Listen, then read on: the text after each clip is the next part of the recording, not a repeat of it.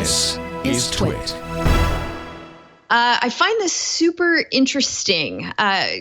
One of the reasons we started doing this show back in 2006 had to do with the fact that copyright law had been extended the term of copyright had been extended so far and on two different instances by lawmakers in the United States that very few things were falling into the public domain. And so fair use was becoming much more prevalent, necessary as the internet was evolving and people were forging ahead with creating things that hadn't fallen out of copyright yet.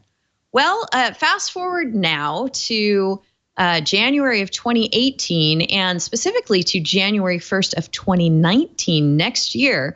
That is the date when every book, film, song, and other copyrighted creative work in the United States will fall out of copyright protection under existing law, even with the two copyright term extensions that we've seen from Congress in recent years. And so there's an interesting piece over at Ars Technica by Timothy Lee pointing this out and sort of pondering, well, are we going to see lawmakers race in to keep Steamboat Willie under copyright again, the way that they've done in times past when this was going to happen? And it seems like we may not.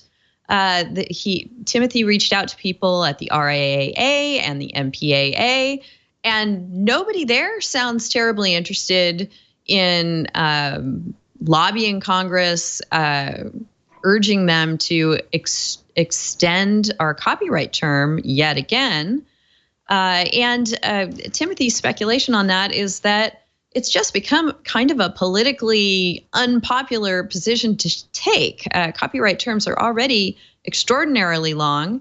And if we were to undergo another extension, if that were to get debated in Washington by lawmakers, it probably wouldn't be a very popular position to espouse to extend that term longer. So there would be a very low likelihood of them just sort of slipping a copyright term extension by in this age of the internet and in the wake of SOPA and PIPA and the outrage that we saw and the mobilization that we saw over that. So it may be that on January 1st, 2019, works from 1923 will go into the public domain and works from each successive year, 24 the following year, et cetera. We'll start to have a more robust public domain. What do you think about all this, Mike? I think Timothy's article is fascinating, and I totally agree with him. I mean, wow, what a huge cultural shift we've seen here over the last 20 years. You know, as you mentioned, back in 1998, Congress enacted the Sonny Bono Copyright Term Extension Act. It acted to extend a whole bunch of works that were poised to fall into the public domain. You mentioned Steamboat Willie. That was certainly one of the original Disney creations. There were other works by George and Ira Gershwin. You know, the Gershwin estate was a big proponent of the Sonny Bono Act, and so were a lot of other content creators. So it's so interesting to think about the dynamic and how that has shifted. You know, with some of the big technology companies that are, you know, pushing for more limitations on copyrights. Google, for example, I think is a great example. It's interesting to see how this has really shifted in a major way. So I think it's probably accurate to state that we're unlikely to see more extensions happen. And I mean, ultimately, you know, it's the extensions that happen, you know, life of the author plus 75 years, that's a long time. And so I think we've reached kind of the apex of copyright protection in terms of how long it is. So Timothy Lee actually reached out to the Authors Guild for feedback on his piece or input into his piece. And the Authors Guild came back to him and said, hey, we'd actually like to see it rolled back. We'd like to see Life Plus 50 because our members need to have a robust public domain to create their works as well. So I think it's really fascinating and an interesting sign of the times. What do you think, Margot?